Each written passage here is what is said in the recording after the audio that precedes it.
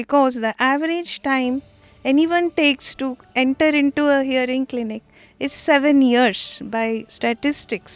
ಅಂದರೆ 7 ವರ್ಷ ಒದ್ದಾಡಿ 7ನೇ ವರ್ಷ ಆ ಸ್ಟೇಜಿಗೆ ಹೋದ್ಮೇಲೆ ಬರ್ತಾರೆ. ಅವರು the early science they miss. See, here the family members play a very important role, because ಅವ್ರಿಗೆ ಫಸ್ಟ್ ಗೊತ್ತಾಗತ್ತೆ. ಅಂದರೆ ನಮ್ಮಮ್ಮ ಈ ಒಂದು ಸತಿ ಹೇಳಿದರೆ ರೆಸ್ಪಾನ್ಸೇ ಕೊಡ್ತಾ ಇಲ್ಲ, 2ನೇ ಸತಿ ಬೇಕಾಗ್ತಾ ಇದೆ, 3ನೇ ಸತಿ ಹೇಳಬೇಕಾಗ್ತಾ ಇದೆ ಅಂತ ಡೆಫಿನೆಟ್ಲಿ ಆ ಫ್ಯಾಮಿಲಿ ಮೆಂಬರ್ಸ್ಗೆ ಗೊತ್ತೇ ಆಗತ್ತೆ. ಒಟ್ಟಿಗೆ ಟಿ ವಿ ಎಲ್ಲ ನೋಡುವಾಗ ನನಗೆ ಸ್ವಲ್ಪ ವಾಲ್ಯೂಮ್ ಜಾಸ್ತಿ ಮಾಡು ಅಂತಾನೆ ಇರ್ತಾರೆ.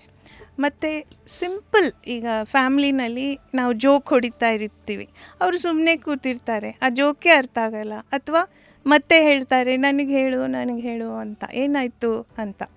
It is the family that has to recognise. ಈಗ ಒಂದು ಚಿಕ್ಕ ಮಗು ತಗೊಂಡ್ರೆ ಅಟ್ಲೀಸ್ಟ್ ಒಂದು ವರ್ಷದಲ್ಲಿ ಅದು ಒಂದು ಅಪ್ಪ ಅಥವಾ ಪಪ್ಪ ಅಥವಾ ಅಮ್ಮ ಅಂತ ಹೇಳಲೇಬೇಕು. 1 year 1 word ಅಂತ ಒಂದು ಫಾರ್ಮುಲಾ ಎಲ್ಲರೂ ಇಟ್ಕೋಬೇಕು. ಒಂದು 3 months ನೆಕ್ ಕಂಟ್ರೋಲ್ ಇದ್ದ ತಕ್ಷಣ ಅದು ಎಲ್ಲೇ ಸೌಂಡ್ ಮಾಡಿದರೂ ಒಂಚೂರು ಆ ಕಡೆ ತಿರುಗಿ ನೋಡಲೇಬೇಕು.